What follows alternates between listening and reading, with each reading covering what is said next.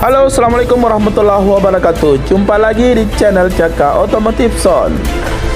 Nah, sama-sama kita lihat langsung Grand Vitara versi 2023 dengan kapasitas mesin hybrid. Mari kita sama-sama dengarkan spesifikasi Grand Vitara 2023. Jangan lupa di like, share, and comment, subscribe sahabat channel. Terima kasih. Sangat membingungkan. Ini kita jelasin singkatnya ya. Jadi secara global yang disebut Vitara itu ada 4 generasi ya. Di Indonesia generasi pertamanya yang pertama masuk di tahun 92 itu ada 3 penamaan tuh. Vitara, Escudo, dan Sidekick. Sebenarnya semua mobil yang sama, tapi beda di perintilan perlengkapan, mesin, dan penggeraknya. Generasi keduanya cuma disebut dengan nama Escudo aja ya di Indonesia. Sempat ada yang disebut Grand Escudo XL7, tapi ini emang versi yang dimensi dan mesinnya lebih besar dibanding Escudo biasa. Dan generasi ketiganya di Indonesia namanya berubah lagi jadi Vitara, tapi sekarang ada Grand di depannya. Jadi Grand Vitara. Waktu itu tersedia pilihan mesin 2000cc dan 2400cc. Nah, karena di tahun 2006 SUV udah cukup banyak juga di sini, jadi Grand Vitara udah ada saingan head to head yang lebih jelas ya. Waktu itu paling sering diadu sama CR-V dan X-Trail yang emang mirip dari segi dimensi dan mesin. Nah, generasi keempatnya nama Vitara di pasar global emang berubah ya. Sekarang jadi SUV compact karena dimensi dan mesin yang dipakai jadi lebih kecil dibanding generasi sebelumnya. Tapi ini pun cuma dijual di Eropa, Australia, Jepang, dan beberapa negara maju di Asia kayak Singapura gitu misalnya. Dan kali ini penamaan Vitara jadi bercabang ya. Di India meskipun Vitara Gen 4 ini nggak masuk sana, tapi mereka ngeluarin sendiri versi yang lebih cocok sama negara mereka ya. Pertama ada Vitara Brezza yang ukurannya lebih kecil dibanding Vitara Gen 4 biasa, dan ini ketemunya sama Kia Sonet, Nissan Magnite, Renault Kiger, dan sejenisnya. Dan ada juga Grand Vitara yang ukurannya lebih besar dibanding Vitara Gen 4 biasa ya, tapi masih lebih kecil dibanding Grand Vitara generasi sebelumnya. Nah, ini ketemunya sama Kia Seltos, Hyundai Creta, dan kalau di sini bisa ketemu sama HR-V dan Wuling Alphard juga. Nah, Grand Vitara versi India itu tuh yang masuk di Indonesia ini. Gimana? Masih bingung? Udah simpelnya, sekarang Grand Vitara jadi ketemunya sama HR-V, Creta, Alphard, ZS, dan kawan-kawan deh. Gitu aja. Oh iya, Suzuki Indonesia juga belum mengkonfirm apakah Grand Vitara ini bakal gantiin posisi S-Cross di Indonesia atau enggak. Tapi mengingat positioningnya yang mirip banget dan umur S-Cross juga udah 7 tahun kan di sini, anggap aja iyalah ya. Jadi 2 varian dan warna. Grand Vitara baru ini tersedia dalam 2 pilihan varian ya, GL dan GX. Keduanya hanya tersedia dalam pilihan transmisi otomatis saja. Oh, dan harganya belum keluar ya. Suzuki sih bilang range-nya ada di sekitar 360 juta sampai 390 jutaan. Tapi kita tungguin aja lah ya. Nanti harga resminya biar lebih yakin ya kan. Pilihan warnanya yang GL ada 3 ya, putih, abu-abu, dan hitam, dan ini single tone semuanya ya. Sedangkan yang GX ada 4, yang single tone ada biru dan hitam, dan yang dual tone ada putih hitam dan silver hitam. 3. Eksterior gagah. Kita jarang banget ya ngomong sebuah SUV compact kelihatan gagah. Well, karena nyatanya emang SUV kayak HR-V, Creta, Alphard, ZS, dan Seltos gitu emang dirancang buat kelihatan modern dan cocok di perkotaan ya. Nah, Grand Vitara ini somehow bentuknya kelihatan cukup gagah buat kita dan kelihatan lebih besar dibanding dimensi yang sebenarnya ya. Entah karena bentuk sampingnya yang cenderung mengotak atau entahlah karena apa. Oke, depannya kayak baleno baru, Grand Vitara juga mengaplikasikan bahasa desain crafted futurism ya. Dan kayak baleno baru juga, lampu paling atasnya itu alias di arealnya dibuat nyala 3 titik besar gitu ya. Nah, lampu ini nyambung ke grill utamanya, bermotifkan ala gelombang gitu, yang kayak dipecah 2 sama alis krom panjangnya. Lampu yang di tengah itu lampu utamanya ya. Sedangkan bagian bawahnya kelihatan lebih simpel karena nggak ada tambahan fog lampnya ya. Detail lampu depannya di arealnya LED, lampu besar dan lampu jauhnya proyektor LED yang sama, dan lampu seinnya LED yang gantiin di arealnya.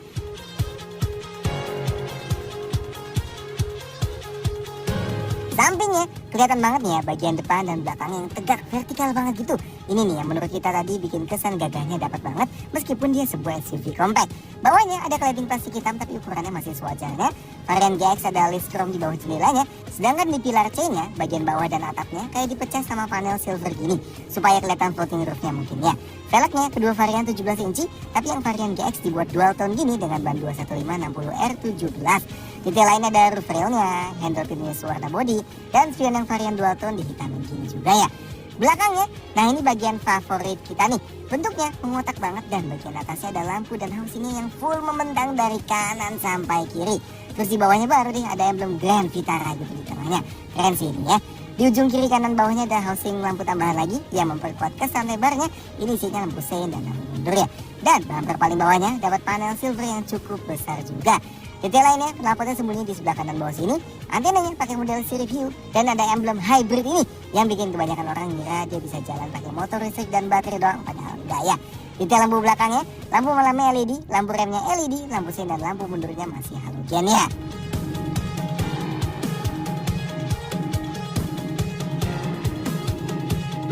Detail interior. Interiornya Grand Vitara kayak kombinasiin beberapa model Suzuki baru lainnya ya. Kayak tumbukan frame head unit sampai ke AC-nya itu kelihatan kayak diambil dari Baleno baru. Sedangkan tombol kotak-kotak yang di bawahnya dan setir Freezebox tapi yang full bullet alias nggak flat bottom itu diambil dari Jimny ya. Nah, dengan sentuhan dari Grand Vitara sendiri yang bagian kiri dashboardnya kayak dibuat 2 layer gitu ya, yang dipisah sama panel silvernya. Nah, meskipun bahan dashboard mayoritasnya plastik, tapi panel yang tengah bawah, khusus yang varian GX, itu dapat lapis kulit yang ada jahitannya kayak gini ya. Dan sebenarnya di atasnya ada ambient light tapi lagi nggak kelihatan aja.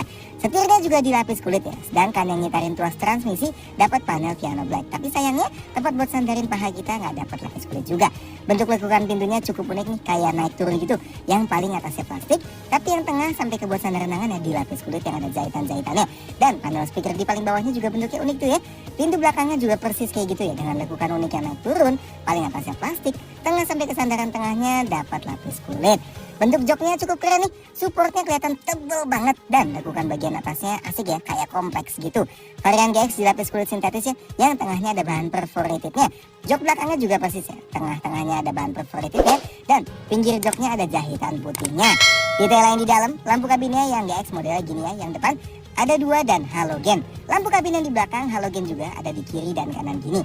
Pegangan tangannya di depan cuma ada di sisi penumpangnya. Yang di belakang sebelah kanan ada gantungan bajunya, yang kiri nggak ada. Dan di belakang dapat ventilasi AC tambahan gini yang kontrolnya tetap dari depan. Tapi gimana sih rasa duduknya? 5. Konfigurasi jok. Fitur cukup banyak. Fiturnya Grand Vitara GX termasuk cukup banyak ya. Ini kita detailin yang varian GX aja ya. Ada panoramic sunroof nih, ukurannya cukup besar. Dan kalau kita buka kacanya, bagian belakang kacanya juga ikut mundur sedikit ya, agak unik. Nice. Ada wireless charger di depan sini, jadi HP yang support Qi-charging bisa tinggal ditaruh aja dan bakal ke-charge. Dan ini bisa dimati nyalain juga ya. Input lainnya di depan sini ada 1 power outlet dan 1 USB port. Dan di belakang ada 1 USB port Type A plus 1 USB port Type C. Dan di bagasi ada 1 power outlet lagi ya. Nah, kayak Baleno juga ada head-up displaynya. Jadi kalau kita nyalain mobilnya, nanti bakal keluar mika plastik ini yang dipakai buat dipancarin info-info penting dari proyektor di bawahnya. Nah, di sebelah kanan dashboard sini ada tombol fisikal buat langsung ngontrol beberapa fungsi HUD-nya ya. Infonya kayak yang di Baleno sih. Kalau diklik sekali-sekali tombol HUD-nya, dia bisa ganti-ganti tampilan infonya nih. Info yang pertama kayak gini, ada speedometer, konsumsi BBM real time dan jam. Terus ada speedometer, tachometer dan jam. Ada juga speedometer dan jam aja. Dan pas atur AC juga bisa nongol infonya tuh.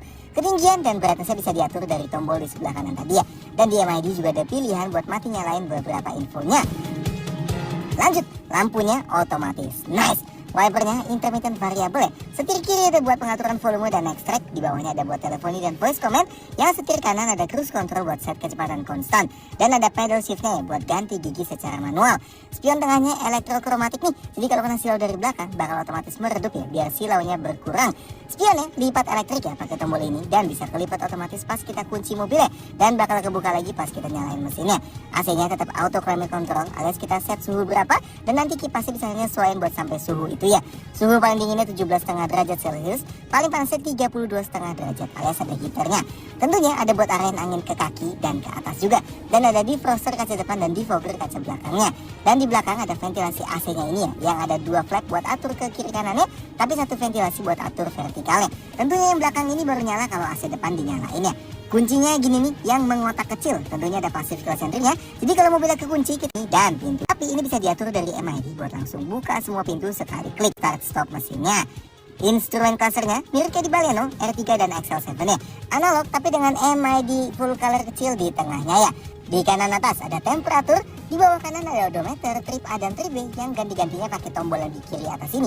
Dan bisa atur brightness ya kalau lampunya lagi dinyalain.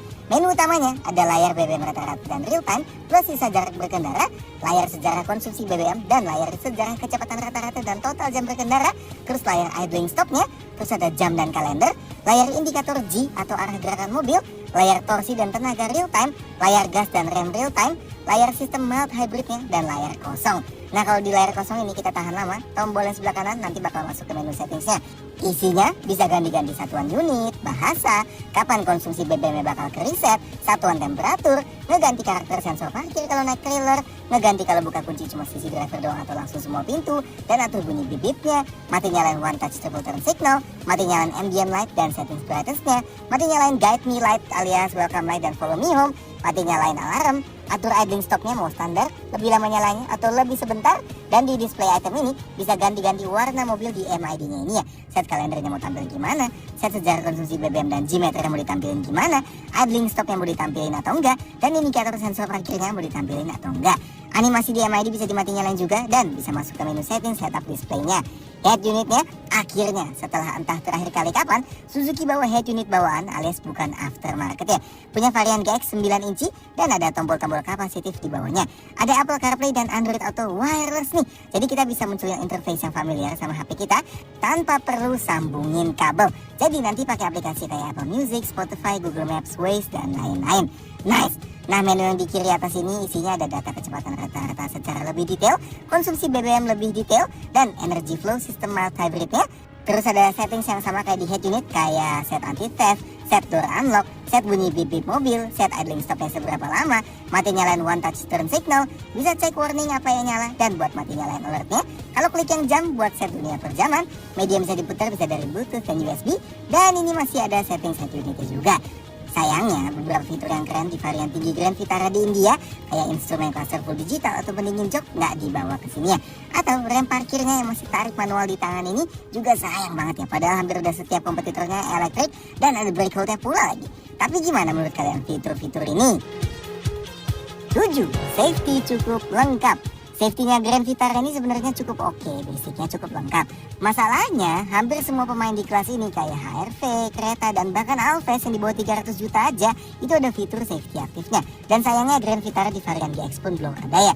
Airbagnya ada 6, 2 airbag depan, 2 airbag sampingnya ada di samping jok depan, dan 2 airbag pilar yang memanjang. Lanjut remnya, rem depan cakram ventilasi dan rem belakang cakram solid. Tapi rem ABS, CBD dan brake assist tetap komplit ya. Ada stability control yang di sini disebutnya ESP, dan kedua varian juga dapat hill start assist atau di Suzuki disebutnya hill hold control. Jadi kalau lagi berhenti di tanjakan, pas kaki kita pindah dari pedal rem ke pedal gasnya, itu remnya bakal ditahan dulu supaya mobilnya nggak langsung merosot ya. Berguna nih mengingat masih belum ada brake hold di sini kan. Sensor parkirnya ada 4 titik di belakang, ini bisa dimati nyalain dari tombol di sini ya. Kameranya yang varian GX ada 4, satu di belakang, satu di masing-masing spion, dan satu lagi di depan. Dan ini bisa ngasilin gambar 360 derajat gini yang ada beberapa pilihan sudutnya juga ya. Dan ini bisa diakses pakai tombol di kanan sini juga. Dan sisanya lebih standar ya, kayak apar atau alat pemadam api ringan ini, immobilizer, dan dudukan isofix buat jok bayi di belakang. Storage. Bagasinya Grand Vitara nyambung sama sistem pasif keyless entry-nya.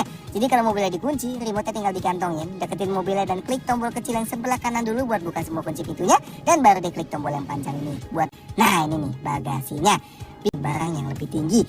Detailnya, di sebelah kanan sini ada lampu halogen bisa dimati nyalain, dan ada power outlet-nya juga nih sebelahnya.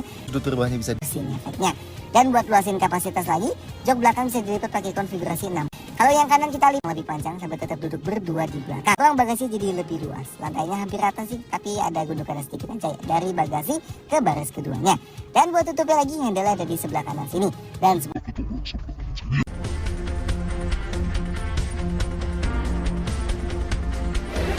dan ini adalah box untuk penyimpanan barang bawaan dari driver. Dan ini bagian untuk penempatan kacamata dalam penumpang. Nah ini adalah console box, ini tempat penyimpanan barang, dan ini digunakan mesin strong hybrid alias yang mobilnya bisa berjalan sebentar dengan motor listriknya dan baterainya aja. Tapi yang masuk ke Indonesia bukan yang itu ya, melainkan yang pakai sistem mild hybrid kayak di R3 juga. Nanti kita jelasin soal sistem hybridnya. Tapi mesinnya sendiri lebih menarik nih ya. Basisnya masih mesin K15 1500 cc alias yang mirip-mirip di R3 atau di Baleno. Tapi kalau di R3 dan Baleno itu K15B, di Grand Vitara ini K15C. Nah, pembeda utama K15C ini adalah mesinnya yang punya sistem dual jet. Sistem ini intinya buat menambah efisiensi pembakarannya, alias persentase bensin yang kebakar dan dikonversi jadi energi kinetik buat ngegerakin mobil dibuat jadi lebih besar. Pertama, rasio kompresinya dibuat sangat tinggi ya, jadi 12:1. Ini dilakukan dengan membuat chamber kompresinya jadi lebih compact. Tapi tenang, ini gak ngebuat dia perlu pakai BBM oktan tinggi atau mundurin timing ignitionnya gitu ya. Tapi knockingnya bisa teratasi soalnya ada beberapa solusi pendinginan tambahan di mesinnya. Misalnya bentuk port intake dan pistonnya dibuat lebih baik, bentuk water jacket yang lebih baik, dan exhaust gas circulation yang bisa didinginkan. Dan dual jet ini juga mengaplikasikan 2 injektor per silindernya. Oh, dan posisi injektornya pun makin dideketin sama ruang bakarnya ya. Dan selain dual jet, Grand Vitara juga dapat sistem hybrid kayak di R3 yang disebut Smart Hybrid. Jadi selain ada mesin bensin, ada juga sebuah motor listriknya. Nah, tapi kita tekankan lagi ya, hybrid di sini bukan berupa full hybrid ya, tapi berupa mild hybrid alias hybrid ringan. So, motor listrik di sini fungsinya gak bisa untuk menggerakkan ban secara langsung kayak di Corolla Cross atau di Camry yang full hybrid atau strong hybrid lah nyebutnya ya. Tapi motor di sini itu cuma menggantikan fungsi motor starter dan alternator standar. Jadinya di sini disebutnya Integrated Starter Generator atau ISG. Nah, si motor listrik ISG ini ditenagain sama 2 baterai nih. Yang pertama ada baterai aki standar alias lead acid battery alias si aki biasa. Dan satu lagi ada baterai lithium ion cell yang sembunyi di bawah jok penumpang depan ini. Kapasitasnya hanya 6 ampere hour aja ya. Oke, kalau motor listriknya nggak bisa buat langsung muter ban, terus fungsinya buat apa dong? Oke, jadi gini, cara kerjanya, motor listrik ini bakal ngasih assist atau bantuan memutar mesin saat kita baru injak gas di awal. Alasannya, karena mesin itu sebenarnya bekerja paling berat di momen awal ini. So, ketika dikasih assist dari motor listrik ini, kerja mesinnya nggak bakal seberat biasanya. Dan harusnya bakal bikin konsumsi BBM-nya lebih baik pas ngelewatin banyak keadaan stop and go terus-terusan gitu. Tapi sekali lagi harus diingat, mild hybrid di sini nggak bakal bikin si Grand Vitara ini jadi super responsif ya. Karena ingat, yang gerakin bannya tetap hanya mesin bensinnya aja. Baterai lithium ionnya keisinya otomatis ya pas kita deselerasi atau ngerem dengan proses yang disebut regenerative braking, alias energi kinetik dari pengeremannya pas kita lepas pedal gas itu dikonversi jadi energi listrik via ISG-nya dan disimpan di baterai. Nah, karena mild hybrid ini jadinya juga ada fitur idling stop system, alias pas kita dari jalan terus berhenti, mesinnya bakal mati dulu secara otomatis buat menghemat bahan bakar lebih banyak dan bakal nyala lagi pas kita mau jalan lagi. Tapi di mesin yang nggak ada mild hybridnya kan sebenarnya juga bisa ya ada idling stopnya ini. Terus bedanya apa dong? Nah, dibanding idling stop yang tanpa ISG, harusnya idling stop di Grand Vitara ini bisa lebih konsisten dan lebih halus juga ya proses mati nyalanya. Dan di MID-nya kita juga bisa set mau sesering apa sistem idling stopnya ini aktif. Oke, tenaga mesinnya 102 HP dan torsinya 136,8 Nm. Ini sebenarnya sedikit lebih kecil dibanding mesin di Baleno dan R3 ya. Dan lebih kecil juga dibanding di kompetitor kayak HRV, Creta, CX-3, ZS, dan Alves ya. Tapi mungkin di Grand Vitara ini bakal lebih unggul di soal responsnya dan dikonsumsi BBM-nya kah? Ya kita tunggu aja nanti pas sudah cobain ya. Transmisinya otomatis 6 percepatan ya. Nice. Jenisnya torque converter dan bisa dinaik turunin secara manual pakai pedal shift ini. Dan tentunya ini penggerak roda depan. 10 detail-detail lain kayak Baleno, Espresso, dan S-Cross, Grand Vitara juga diimpor oleh CBU dari India ya. Di kap bensinnya nggak ada tulisannya Grand Vitara ini harus pakai bensin oktan berapa. Dan sayangnya belum ada buku manual versi bahasa Indonesia juga. Tapi kalau cek buku manual di Indianya disaranin buat pakai bensin oktan RON 91 ke atas. Artinya pakai Pertamax, Shell Super, BP92 yang punya RON 92 gitu masih aman. Dan karena belum ada harga resminya, jadi belum ada info soal garansi.